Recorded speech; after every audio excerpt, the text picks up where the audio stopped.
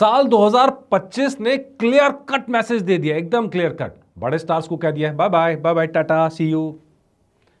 कह दिया है बॉलीवुड को भैया देख लो अपना, कुछ कर लो, अभी मौका दे रहे हैं, आगे चांस नहीं मिलेगा। साफ साफ कह दिया। क्यों बात कर रहे हैं? आपको 2-3 फिल्मों के एग्जाम्पल से बात कहते हैं। अभी महाअवतार ने 50 दिन कंप्लीट कर लिया। महाअवतार नरसिम्हा ने 50 दिन कंप्लीट कर लिया। 15 करोड़ बजट की फिल्म ऐसा धुआंधार कमा के गई है कि बड़े बड़े स्टार घर में बैठ के सोच रहे हैं यार काश हमें मिल जाते इतने। इसके अलावा डीमन स्लेयर आई है, उसने पहले दिन ही धमाका कर दिया है। दोनों में बड़ा स्टार कौन था भाई? नाम तो बता दूं, मतलब कौन है, मतलब कौन बड़ा स्टार है बताओ। अब आपको लाइन से हम फिल्में गिनाते चलते हैं और आप मुझे बताना कि भैया बड़े स्टार्स कहां गए, क्या खत्म हो गया? छावा आई थी, विकी कौशल जरूर थे, लेकिन बहुत बड़ा सुपरस्टार नो वो नो नो नो। सैयारा खूब धमाके कमा के गई, कौन था बड़ा सुपरस्टार? गायब। महाअवतार अगेन पौराणिक कहानी पर आधारित, हमारे इतिहास पर आधारित। और इधर डिमन स्लेयर का तो भारत के इतिहास से कोई लेन देना ही नहीं है। एनिमेशन फिल्म, एनिमे या हिस्ट्री से जुड़ी हुई फिल्में या रोमांटिक फिल्में, के ड्रामा का बेसिकली वर्जन, जो मर्जी आप कह लीजिए, नया कंटेंट आके धूम मचा रहा है और पुराने वाले सिर्फ बैठ के देख रहे हैं यार ये हो क्या रहा, समझ नहीं आ रहा। नमस्कार, मेरा नाम है मनीष शर्मा और आप देख रहे हैं जनगण मन रिएक्ट्स। आपको 6 चीजें दिखाते हैं, 6 बातें बताते हैं और उसके बाद आप फैसला कीजिएगा जो हम बात करें उसमें कितना दम है। नंबर 1, भैया ऑडियंस का टेस्ट चेंज हो गया है। 2025 ने बता दिया है। एनिमेशन फिल्म आती है, महाअवतार चल जाती है। एनीमे आती है, चल जाती है। कोरियन के ड्रामा बेस्ड सैयारा आती, चल जाती है। हिस्ट्री पर बेस्ड छावा आती है, चल जाती है। लेकिन बाकी लोग तरसते रह जाते हैं कितना बड़ा कलेक्शन करने के लिए, वो कलेक्शन मिलता नहीं है। साफ है ऑडियंस का टेस्ट चेंज हो चुका है। अब उसे वही घिसे पिटे फार्मूले पसंद नहीं आ रहे हैं। पंचतंत्र की एक कहानी है, बॉलीवुड वालों को सुन लेनी चाहिए। की कहानी है और पंचतंत्र की कहानी के कैरेक्टर से नाम थोड़ा आगे पीछे हो जाएंगे यार, इतनी अच्छी मेमोरी भी नहीं है, लेकिन उस कहानी का लबोलुआब सार यह है, सारांश यह है कि भाई एक तालाब है, तालाब के बाहर शिकारी खड़े हैं और वो कहते हैं कि इस तालाब में मछलियां कम है, मगरमच्छ ज़्यादा हैं, तो भाई मगरमच्छों को हमें पकड़ लेना चाहिए, उनको बाजार में बेच देंगे तो मछलियाँ बढ़ जाएंगी, तो हमारी भी कमाई बढ़ जाएगी।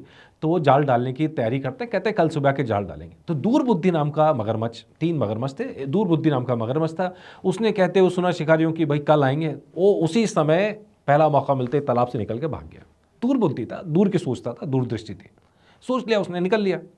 फिर था शीघ्र बुद्धि, उसने कहा यार पता नहीं आएंगे कि नहीं आएंगे, पता नहीं क्या होगा, इतना मैं टेंशन क्यों लूँ, जब होगा देखा जाएगा। तो जब मौका आया तो उसने तुरंत, जब जाल पड़ा वो जाल में फंस गया, उसने तुरंत एक्टिंग करी, पड़ गया कि वो है ही नहीं, खत्म है।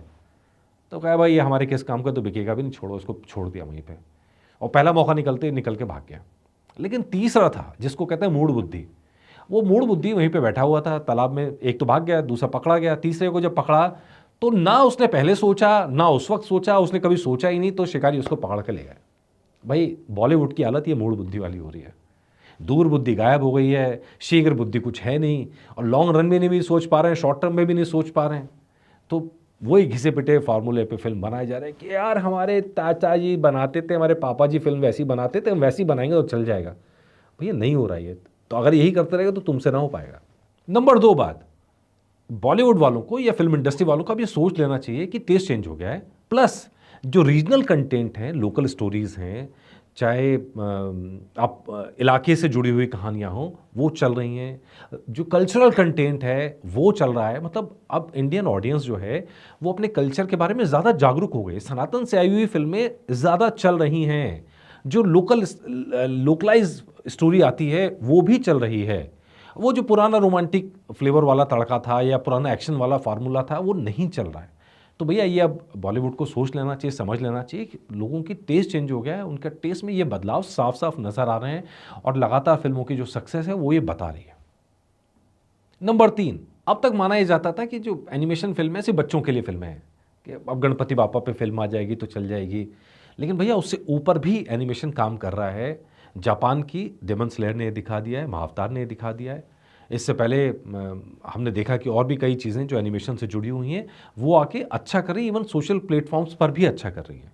तो उसको अब इस बारे में सोचना चाहिए, इसको अब सिरे से रिजेक्ट करने से पहले इस पर विचार करना चाहिए। नंबर 4, अब होता क्या है कि प्रमोशन पे एक खास तरीका है कि भाई पैसा लगाएंगे, बड़े बड़े चैनल्स पे जाएंगे और बड़े बड़े इंटरव्यूज़ देंगे।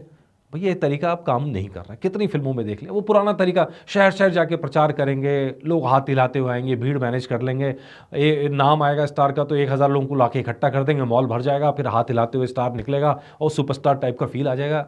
तरीका काम ही नहीं कर रहा है। वो पुराने तरीके कि भाई प्रीमियर पर पहुंच जाएंगे, भीड़ इकट्ठी हो जाएगी, वो पुराने तरीके के सिनेमा हॉल के अंदर स्टार से पहले वो नाच गावा लेंगे तो भीड़ इकट्ठी, नहीं काम कर रहे हैं। अब जो सबसे बड़ा तरीका इस दौरान में काम करता हुआ दिख रहा है that is word of mouth. एक ने कहा बहुत अच्छी है, दूसरा कहता है मैं तभी जाऊँगा जब मेरा दोस्त कहेगा। जब उन 4 लोगों ने कह दिया अच्छी है तो भाई ठीक है, मैं पैसा लगाने को तैयार हूँ। इसी मामले में कई इन्फ्लुएंसर्स भी हैं जिन पे भरोसा, लोग उनकी बात सुन के फिल्म देखने जा रहे हैं। टीवी वालों की बात पे तो नहीं जा रहे हैं, टीवी वालों की बात पे तो लग रहा है सब झूठ बोल रहे हैं। नंबर 5 कि भाई ये मौका आ गया है कि अब नए फिल्मकार अब कुछ नया प्लान कर सकते हैं। कम बजट में अच्छे विजन के साथ में अगर वो प्लान करेंगे तो सक्सेस मिल सकती है। ये पहले पॉसिबल नहीं था। हमने लगातार देखा है छोटे बजट की फिल्में, कम पब्लिसिटी के साथ आई हुई फिल्में भी अच्छा कर जा रही हैं। क्यों? क्योंकि उनका कंटेंट डिफरेंट है, अलग है, लोगों को टच कर रहा है। अब कई ऐसी बड़ी बड़ी फिल्में आ रही हैं जहां पे यार पूरी फिल्म में आप हीरो के साथ अपनी मतलब कनेक्शन ही फील नहीं कर पा रहे हो। बजट 400 करोड़ का है लेकिन फिल्म में देखने के बाद यही समझ में नहीं आ रहा है कि हीरो कौन है, विलन कौन है। लग रहा है यार जबरन रुलाने की कोशिश हो रही है, यार जबरन हंसाने की कोशिश हो रही है, वो कनेक्शन ही गायब है। तो प्लीज़ वो कनेक्शन फिर से हासिल करना पड़ेगा, तभी यहाँ पर कुछ चेंज होता हुआ नजर आ सकता है। नंबर 6, सक्सेस का पैमाना ही बदल गया है।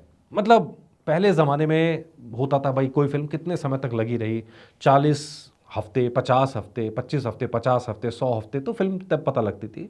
फिर आया कि 100 करोड़, 200 करोड़। अब लोगों को ना तो हफ्तों पे भरोसा है, ना लोगों पे करोड़ों पे भरोसा है। लोग अब भरोसा कर रहे हैं सिर्फ और सिर्फ कंटेंट पे कि अगर फिल्म उन्हें अच्छी लगी तो फिल्म अच्छी लगी।